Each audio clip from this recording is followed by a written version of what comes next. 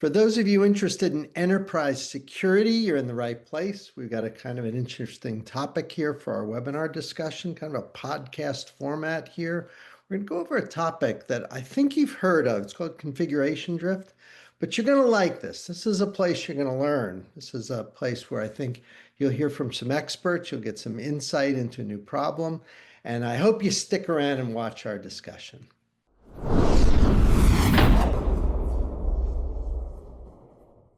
Hi, this is Ed Amoroso. I want to welcome you to our discussion. I've got some experts here. We're going to cover a really interesting topic in cybersecurity, something I've been looking at recently, this idea of configuration drift. We're going to define it. And man, you'll see how deep this concept is. There are a lot of interesting points here.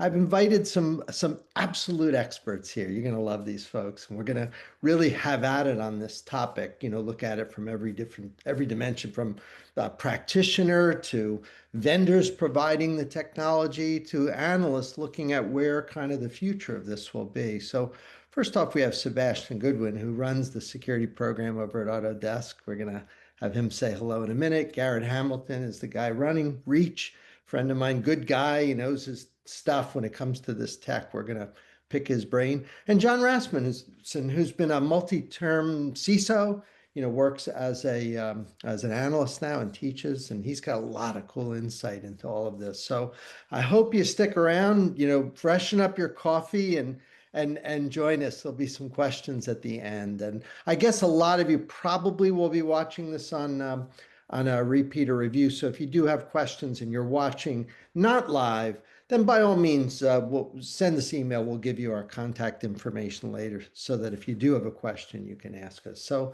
let's dig in. First off, I'm going to ask each of the guys to just say hello. Sebastian, we'll start with you. Why don't you give us a little thumbnail about yourself, and then we'll go to Garrett. Sure. Hey, everyone. Happy to be here. I'm Sebastian Goodwin. I'm the Chief Trust Officer at Autodesk. So my trust organization is responsible for security, privacy, cloud service resilience, trusted AI, and all the governance, risk, and compliance that surrounds all of that. Been with the company for a little more than 2.5 years, but I've been in cybersecurity for about 25 years now. Sebastian, that sounds like about four full-time jobs you said there. Yeah, keeps me busy. That's good. Well, welcome to the discussion. I'm looking forward to hearing your advice and thoughts. So that's great. Garrett, tell us a little bit about yourself. Yeah, thanks, Ed. So Garrett Hamilton here. I'm the co-founder and CEO of Reach Security. We've been working on what Reach delivers to customers for about 4 years, serving enterprises of all sizes, federal government, things of that sort.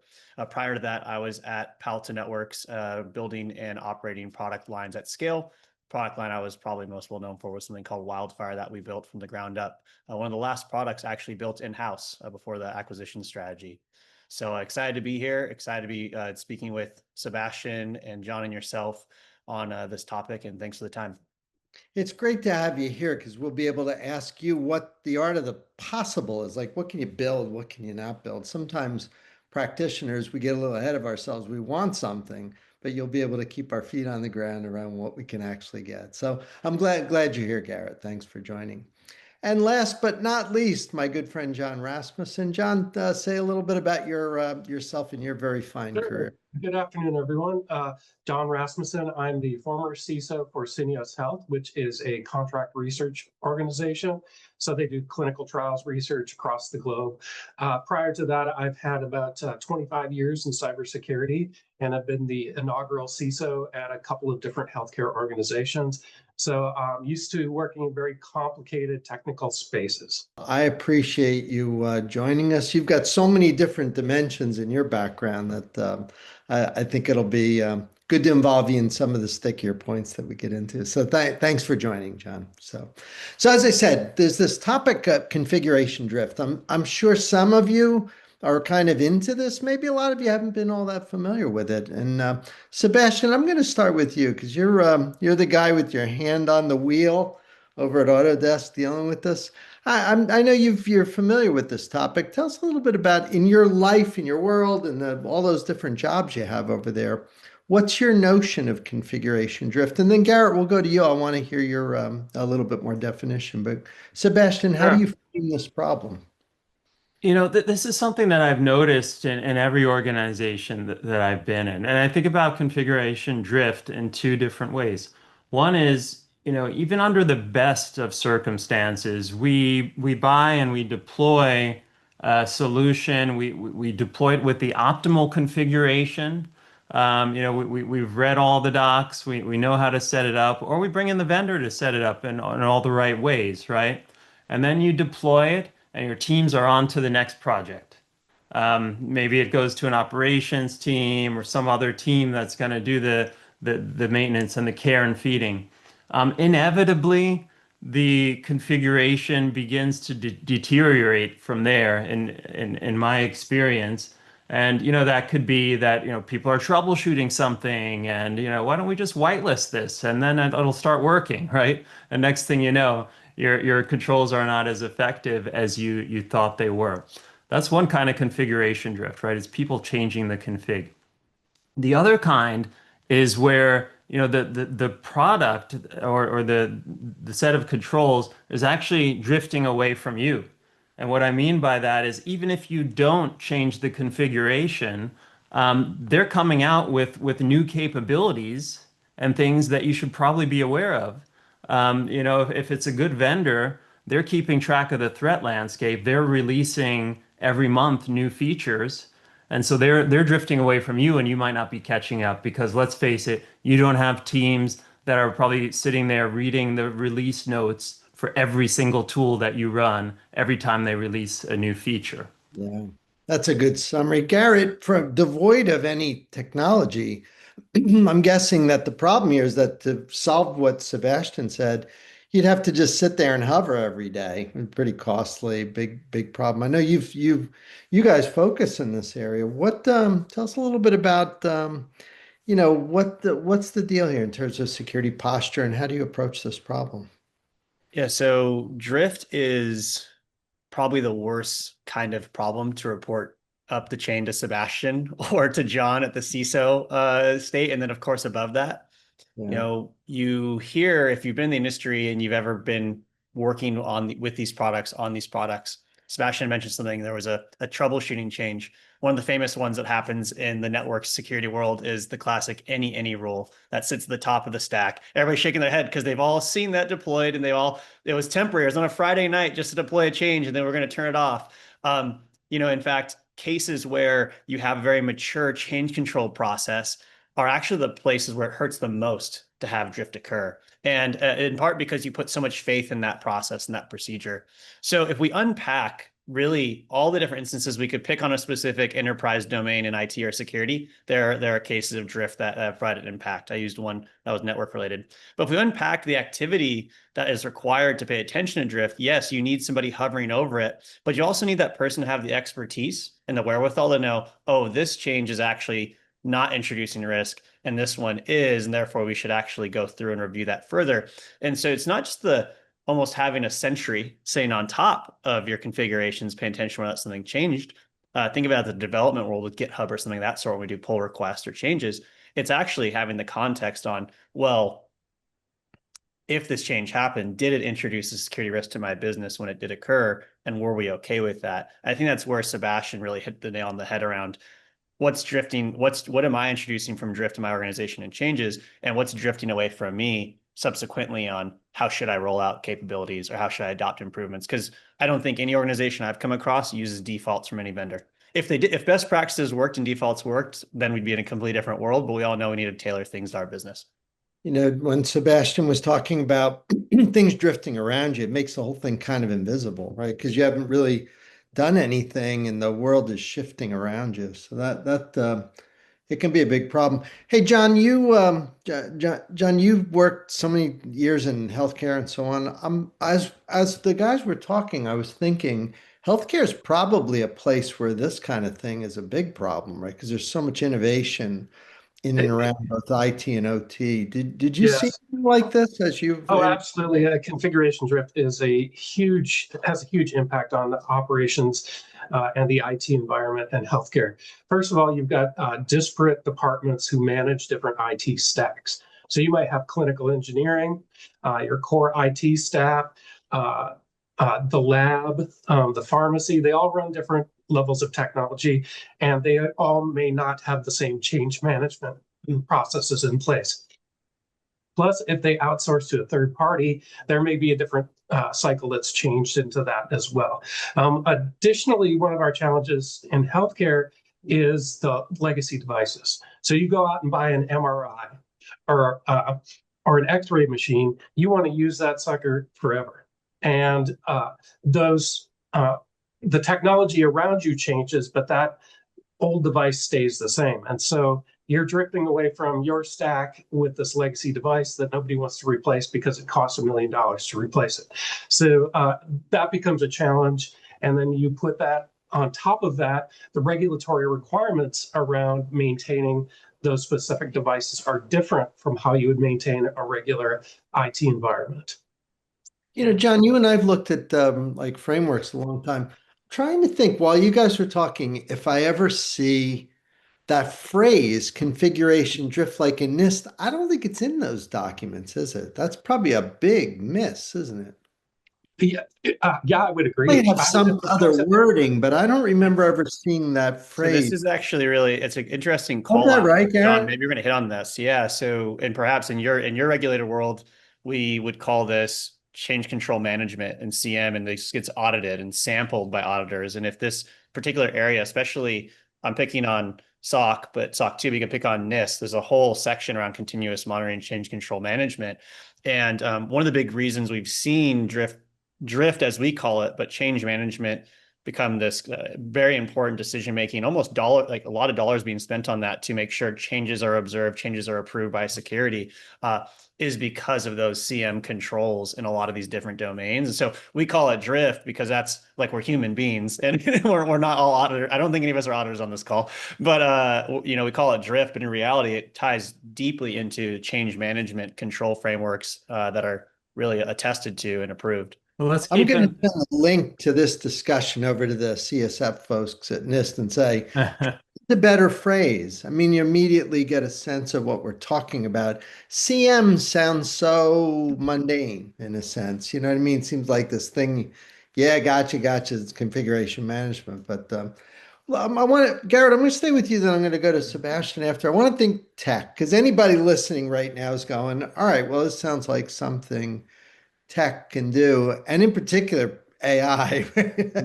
Unfortunately, we're filming this in end of 25 where AI is the hammer that hits all nails, right? I mean, almost anything that comes our way now, you feel obliged to ask whether AI can fix it. But I think in this case, it seems like there might be something there. What, Garrett, give us like from a strategy perspective, how do you deal with this technically, and what role do you see AI playing? And then Sebastian, I want to hear after Garrett talks, and you can tell him, you grade his answer and tell him how he did. Yeah, so I think of drift or anything that is related to identifying things proactively before they become a problem. Sometimes I call it left of boom versus right of boom, right? Like SOC and what they respond to is oftentimes kind of reacting to a case or an incident that they need to go and investigate. With drift on this left-hand side and being proactive in nature, what we have to establish is, especially from an AI piece, is context. So the data model has to be rendered in a way that is useful for agentic AI and useful for domain-specific modeling. So that's the first layer. And you can think, okay, well, why don't I just pull all the configurations from all my security vendors, dump them into some unstructured data stack, and let the model go crazy?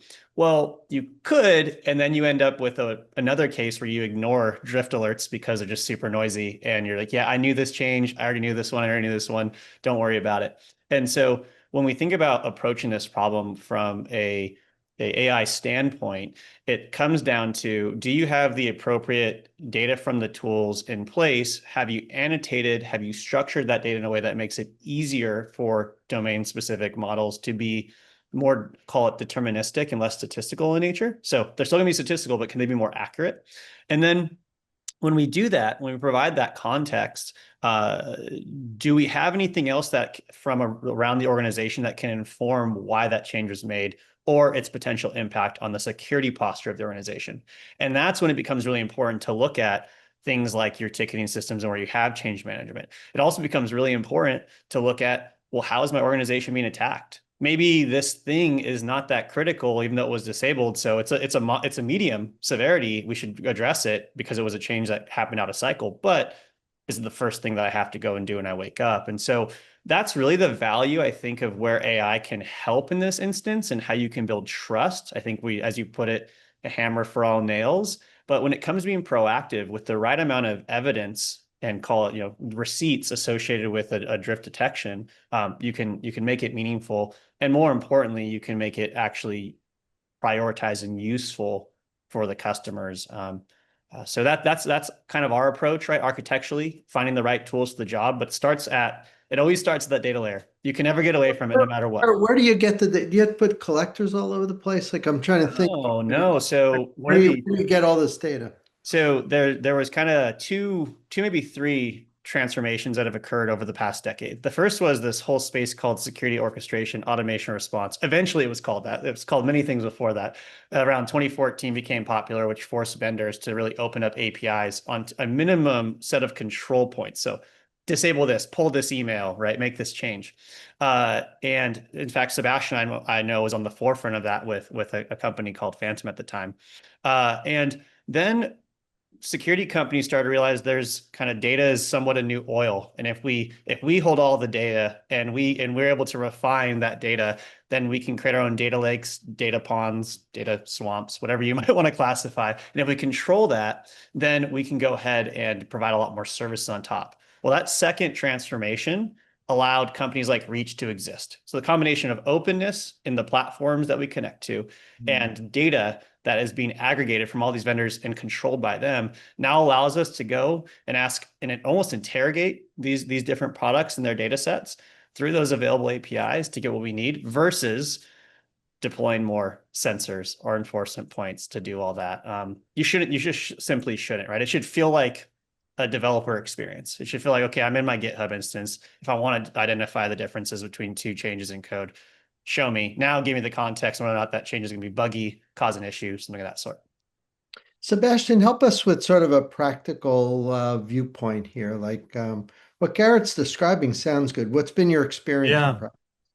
Yeah, I think that we're early days in this, and I think it holds a lot of promise because this is absolutely not a human scale problem. I can't throw enough people at this, to monitor every configuration change that happens across our environments. And I've lived this. I've been in situations where me as the CISO, I observe a change in behavior in some of the tools or systems that I'm using. And I'll ask my team or the IT team, is this expected? And they say, oh, actually, no, that's not expected. It must be related to that change we made yesterday. We didn't realize that would happen, right? If I, as a CISO, I'm the one, de determining that things happened unexpectedly, we've got no chance of doing this in a non-automated way. So, I think I'm seeing, very promising signs from companies like Reach that can actually make sense of all this data. Not in I could, of course, ask my team to throw all this data into some unstructured place and ask AI to observe and tell me what changed. But like Garrett said, we'll just end up with another mess on our hands. So it has to be tuned. It has to understand the context, and be able to bubble up the things that really matter to my team. And that's the key for me. Sebastian, is it pretty obvious that this would be security budget versus IT budget? Like I could see someone making the case that this could be an IT operations spend. Like a lot of people I work with, you have like a security Yeah. team doing kind of policy kind of thing, selecting tools, but Mm. day-to-day operational tasks don't always come out of the security budget. Is this a part, again, I don't want to get into your Yeah. stuff No, for our webinar here, but what do you think? I think first of all, I think the lines are blurring more than ever, and I think that's a good thing. Because, at the end of the day, we're all trying to achieve the same goals. We're trying to operationalize things and make sure that they're operationalized correctly, and stay that way. So, whether it lands with IT ops or security, I think it really depends on the organization. Sometimes it's layers where you have the ops teams who are deploying and running, and then you want a separate team that's running the assurance layer and sort of checking and observing and performing sort of a continuous audit. But that doesn't have to be set up that way. As long as the work is getting done, I'm happy. With your people in your circle, not just in the company, but I know you and I and all of us know a lot of CISOs. You feel like we're feeling some pressure to use AI for things like this, config management or whatever. Do you feel any gentle or forceful pressure to be Well, aggressive in AI, or is that not a big factor? I think I create the pressure in my team for us to use AI because, I you should know, get your team on here and they go, you yeah, the can't. boss is telling Yeah, they'll tell you. I mean, you can't win without it, right? Like I said, we're dealing with problems that are not human scale. Even some of the best sort of ML and anomaly-based tools that we've used over the last decades have provided, incremental marginal benefit in terms of trying to bubble up what matters. And I think we're on the verge of seeing a real step change in terms of what's possible. And, we would be foolish to not be at the forefront of embracing this stuff because otherwise we'll find ourselves left behind. John, you provide a lot of guidance to people as an analyst. I'm sitting here trying to think what we would categorize this as, and I keep coming back to AI for config management. I'm wondering what you think. Does that sound right? And how excited would you get about that being sort of a, kind of a broader thing? I don't know, arguing semantics about how we address this. From my practical perspective and integrating this into the environments that I've been involved in, I think it's very challenging at this point because we have disparate systems. As you mentioned to Sebastian, the budgeting thing is going to be a big piece of figuring out how this gets paid for. I would love to implement, automation through AI and configuration management, but I'm afraid that with some of the business problems that we face, we could make changes that could impact the safety of an individual. So, we treat people on the table in healthcare, and if we don't have good checks and balances in place for changes to technology, that's the risk we face. It's a human physical safety risk. On the AI thing, I know this is something you and I talk about from time to time. It's hard to even imagine a vendor conversation now that doesn't include a lot of buzz around AI. It's tough to know the good stuff for the wheat from the chaff. Did I say that right? I think that's the right phrase. But any advice on that for people listening? Because I kind of like what Garrett's doing. Curious, what's your algorithm in your brain when you're listening to a pitch and somebody's using AI to do config or using AI to like flap your wings and go to the moon or something? How do you figure out what's right from what's wrong here? Well, yeah, it's the sifting the wheat from the chaff in this case, because there's a lot of terms that have been recycled into AI now, like ML and RPA. All of these other terms are now Yeah, that was an early AI. one, right? Yeah, RPA, we heard a lot of. yeah, and we use that a lot in our financial processes, but it's easy, it's programmatic, it's not adaptive like AI is. So what I want to see from a vendor is a demonstration of how they connect the data sources and what Yeah. the realistic output looks like for that, rather than just a programmatic alert that's flashing up because it saw a signature it didn't like. What I liked when Sebastian and Garrett were defining the problem, it sort of screamed, I need some kind of advanced tech to do this. Because sometimes you hear problems that strike me as perfectly well suited to a human being doing it. Like I'll hear these pitches for using AI to do security awareness and training, and I'll think, kind of like a person doing that. I don't know that that's a big problem, but config drift That isn't something I've had that problem too. Again, I love CISO my whole career. And I called it different things, but it's exactly the problem we're talking about. And I do think it's well suited to AI. I wish I had an algorithm. Maybe in some future webinar, we can explain to people how you listen and match up AI to the problem. But I think this strikes me as a good alignment, which congratulations, Garrett. But I think that there's also a point in having that AI awareness of where you have configuration drift, whether you address it or not. You take it under your risk assessment process and say, is this, a high level risk, medium, or low, based on the information I have, and then how do we address that as an organization? I And think of it as more than just configuration drift. I think of it as the erosion of my security posture over time. And sometimes that, no configuration has changed at all. It's the threat landscape has changed. The users who are being targeted with the attacks has changed. And my defenses need to adapt and be dynamic to that. So, I think there's, even more than just, the configs changing. That's important here, where AI, I think, can help us. And on the point of, everything being called AI, right? Like sometimes a vendor comes in and it's just a simple automation that's a mixing Python of script. automation and AI. It's like AI now, right? But at the end of the day, like, yes, I would love for them to explain to me where they're using AI. But on the other hand, I sort of don't care as much because I'm not out looking for AI tools. I'm looking for the tools that solve the problems I have. If they happen to use AI, great, and I think a lot of them will now. But sometimes we might get a little too stuck in like, I've got to go find AI and figure out how I'm going to use it. And I think we should stay anchored to, here are my top 5 problems that are impacting my security posture. How am I going to solve them? Sebastian, do you care that these are production systems? We're kind of using AI and, that like if you're using Garrett's platform, it's touching production stuff. Is that ever make you nervous or is that okay?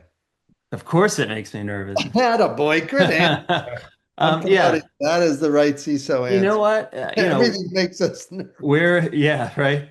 At Autodesk, we're a company that operates in like highly critical industries.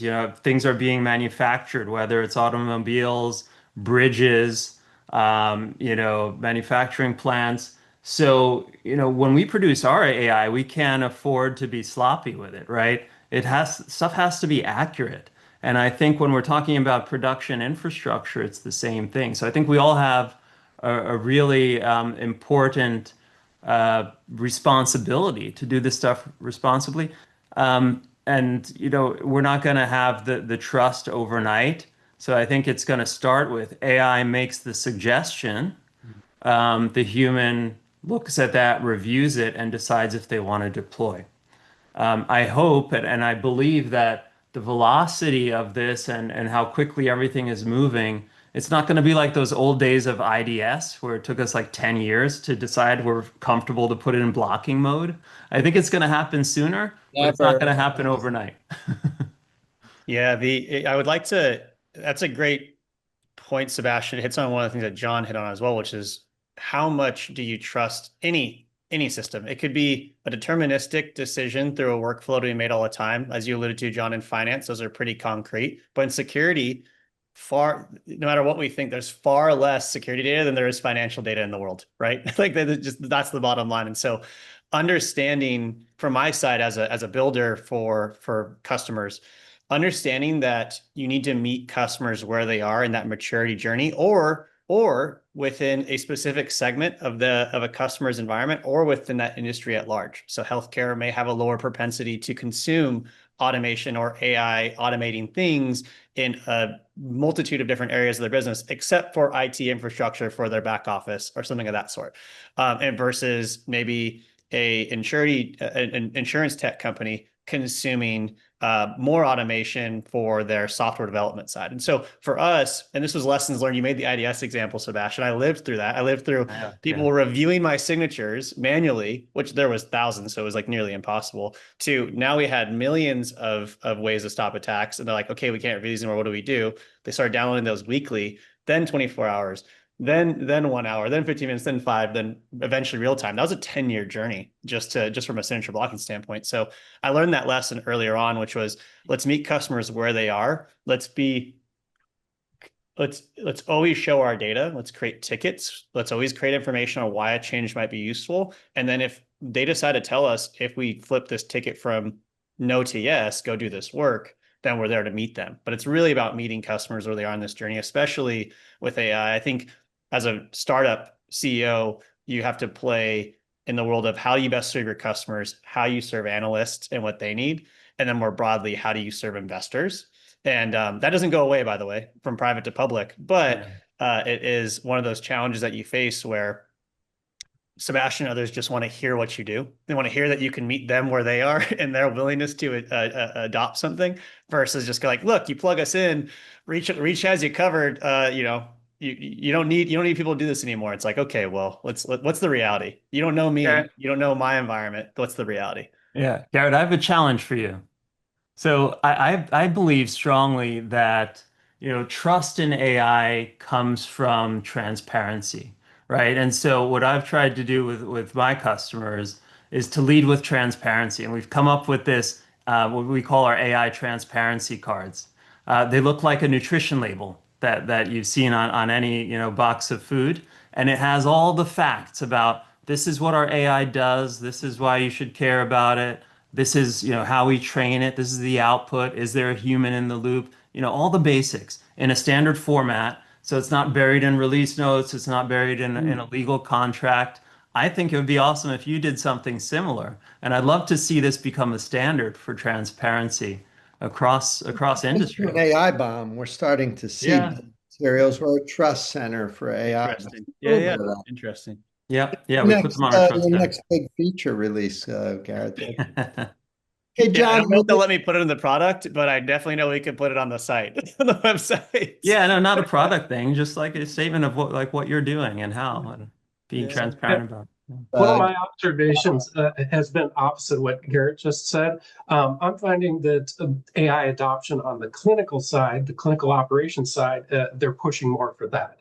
Versus on the IT side, there's a bit more reluctance to do it because I think we're a little more aware of, as a CISO, data integrity is part of the triad of things that we're trying to protect. And with, AI slop and hallucinations and other things, we're very cautious to approach that from an IT perspective. From a healthcare perspective, they want to jump right into it. But I've seen some of the errors, and I would hesitate to use to trust that to treat a patient at this time. John, I want to stay with you for a minute. I want to sort of looking forward here as you're advising clients. What do you hear when you start talking about operationalizing AI for things like this? Do they usually pretty receptive, or what? And maybe looking into the future, I'd be more interested in what you see the trends being. Does it look like? In my experience, I have a bunch of clients in regulated space, and it's reluctance. It's very slow moving at this time when we talk about bringing AI on board. And I think that's because of, there's a hyper awareness to the regulatory requirements that govern this sector. And so, people want to put on the brakes first and test it out before it rolls out. So I think it's going to be a long, slow roll for this sector. You think a smaller place would be more akin to doing it than a bigger place? No. I think a bigger place would be more apt to have more confidence that they can do it. That's interesting. And they usually have regular processes in place that and checks and balances. Whereas smaller organizations, the IT guy has been there for 20 years, and he made a change on something 19 years ago and never documented it. That's the kind of thing we still see pervasive throughout this industry.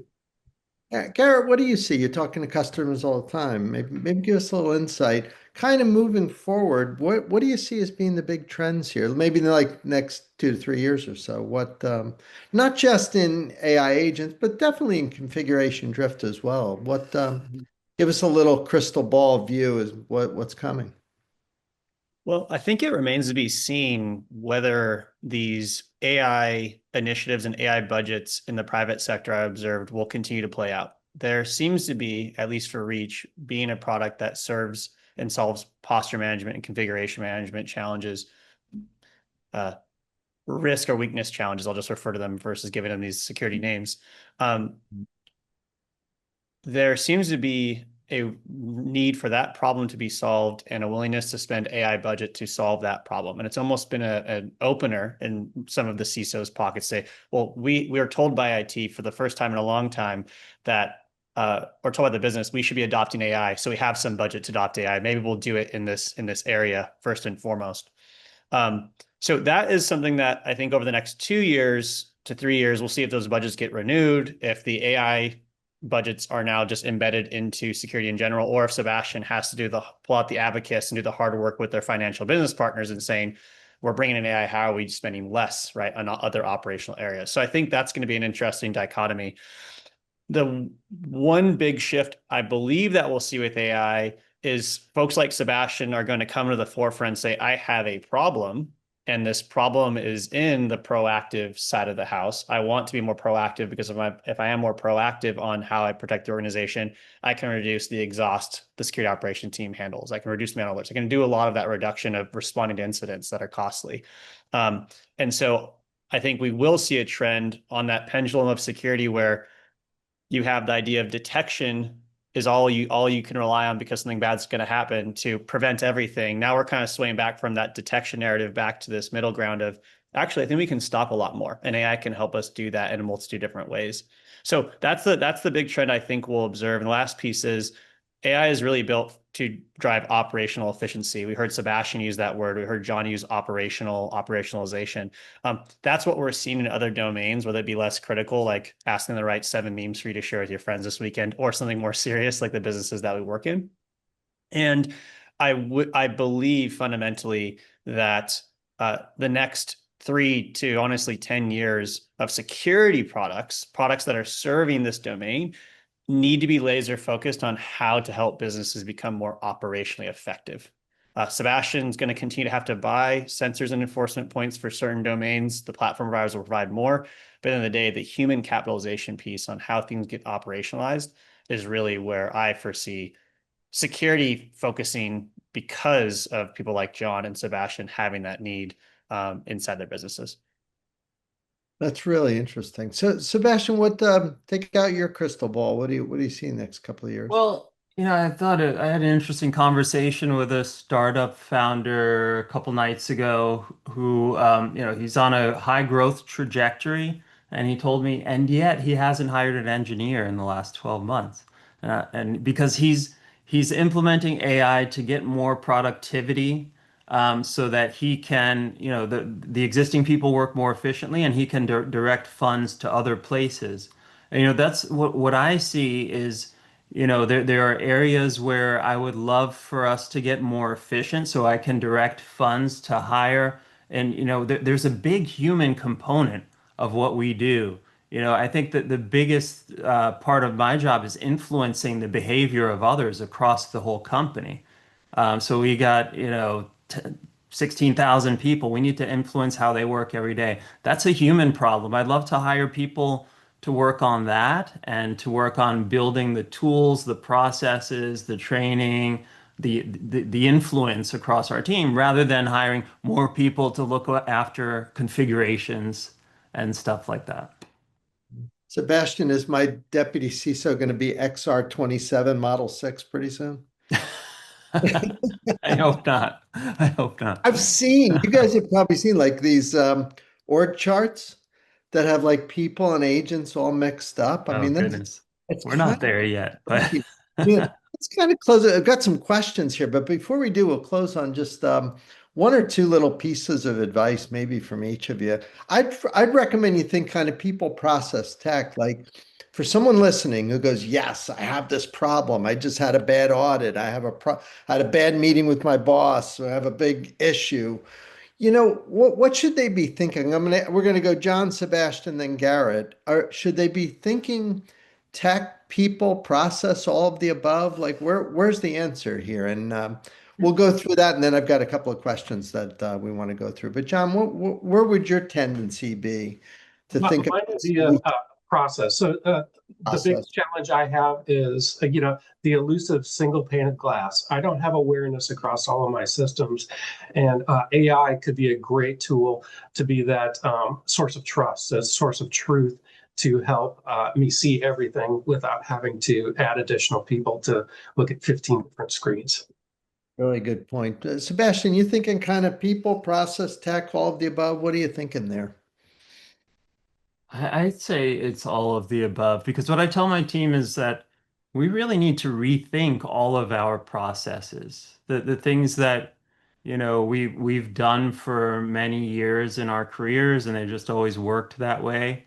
And it's everything. It's technical procedures and it's also, the governance and risk areas. It's, vendor management, onboarding, everything, the questionnaires that we send out to our employees when they need to buy something, to our vendors when we're trying to buy something from them. I think we can rethink it all. And I think that there's just this whole new wave of technology that's going to enable that. So I think it's all three. Garrett, what do you think? Yeah, for me, obviously, I mean, two things are true. If you start a company, you're a betting person, and you have to be eternally optimistic. And I think the optimism for me actually lies at the relationship or the messy middle between people and technology, because the people know the process, and you're going to rely on people, Sebastian, to change the process, right? Figure out how do we need to make a difference. And so I think if you can free up people by leveraging technology to focus on how to make things better, how to improve the things that are either built or the processes that exist, I think there's a really great opportunity there. So I am maniacally focused here at Reach on what's the relationship between people and technology and how can we bridge that gap between those two things. And even sometimes how can we bridge the gap between multiple types of people within the same organization, which is its own challenge. I think that's great. And I vote all of the above. I think you have to touch each of the three things. Definitely the tech part. I mean, screams, I need a platform to help here. But I think both Sebastian and John make a good point that, it does John with the focus on process and Sebastian looking at all three. I think very nice balanced approach. For those of you who are watching right now, we're here with Garrett, Sebastian, and John. We're talking about configuration drift. I'm going to go through some questions. If you're watching on replay, then feel free to reach out. At the end of the webinar here, what we'll do is we'll pop up a splash page. You can see a couple of emails and some, excuse the pun, Reach information for Reach. I'm sure I'm not the first one who's ever made that joke, Garrett. But let me go through a couple of the questions that we have got here. And one of them has to do with metrics. Garrett, I'm going to start with you. The question is, not just for agents in general, but specifically when you deploy out, what are some of the metrics that pop up here? Is configuration drift something you measure in time and units of what would be a metric that I would use to know that I'm doing this right? Sure. Yeah. Well, I'll provide a couple of metrics specifically to drifts, and then we can talk more broadly about, as Sebastian alluded to in the beginning of the conversation, on whether changes are made by you that impact you or changes available to you that are drifting away from you in terms of capability. So the metrics in terms of changes on configuration management drift, you want to focus on what was the type of change. What was the volume of that type of change? What was the criticality of that change potentially from context, say for Reach providing that to you?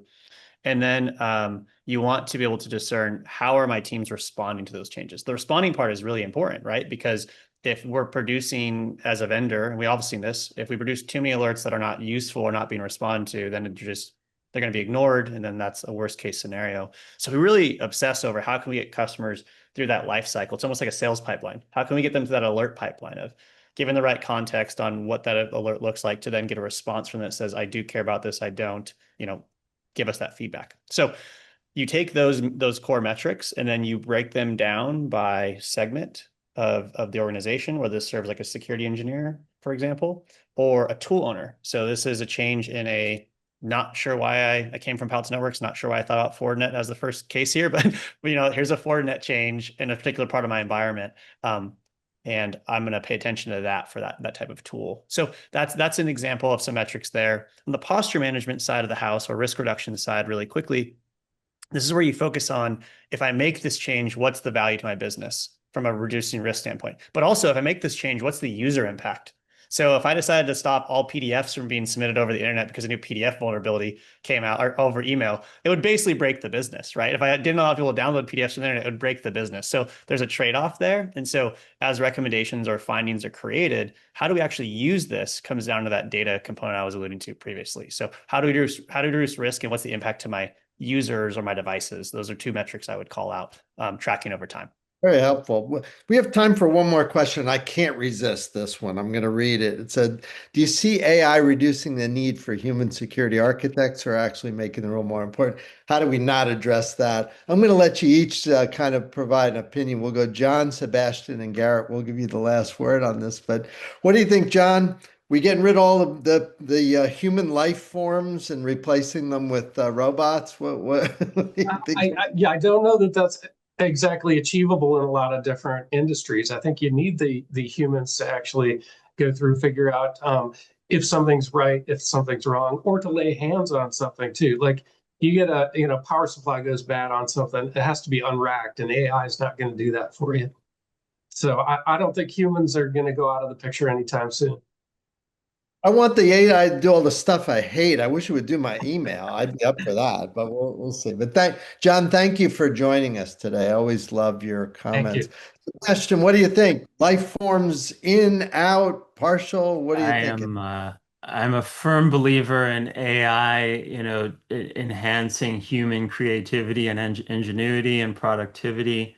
Absolutely, I'm going to need my security architects, and I would love to see them augmented with tools that allow them to think about, bigger, more complicated problems and influence other humans, like I said earlier.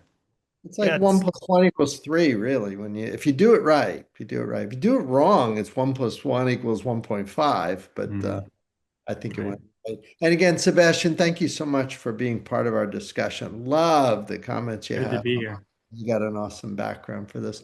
Garrett, you get to make the last word here. Your words will be ringing in our heads as we leave. What do you think? So human nature.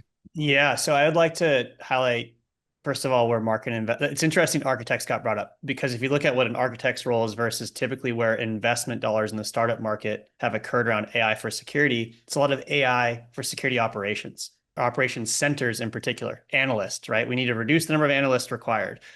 Those are paid resources. There's larger in quantity, but far cheaper than an architect and what that architect's responsible for. Sebastian hit on influence. Architects are all about influence. They're all about providing the highest level information to Sebastian and those teams and the lowest level of feedback to how something should be set up. And so I think it's an interesting question for our architects. I do not see, in fact, we have customers that created business justifications for reach at the architect level where they say, you want me to report that, John, you called it single pane of glass, but I'll call it the last layer of reporting that says, here's how our security infrastructure is protecting us. Here's strategically where we're going to focus. You want me to do that going forward? I now have audit committee metrics that I'm committed to delivering. That would require me to hire more of me as an architect. I'm not going to be able to do that. You're not giving me that budget. But if things can bring me that information and then continuously pay attention to it for my security engineers so that I know when I say something and something is done, that either I know it wasn't done the way that I said it, or it was done correctly and continuously, that is of high value. So I see augmentation, especially for these higher paid resources that need to do other things. And I just see augmentation occurring much more on the proactive side of security, because in general, those resources are paid quite extensively. There's oftentimes fewer of them right? And they need all the help they can get because that job is much more about influence and activity with others. That is super sensible insight, and we appreciate it. So, Garrett, thank you for participating. You're one of my favorite technologists. I always love listening to what you have to say, and really good advice for everyone. So, Thank you, Ed. appreciate you guys participating and listening and hopefully enjoying the discussion. On behalf of our team at TAG, the folks at Reach who've been amazing in helping us put this together. And Sebastian, thank you for your participation. Thank you all for being part of this. Everybody have a really, really wonderful day, and we'll see you next time.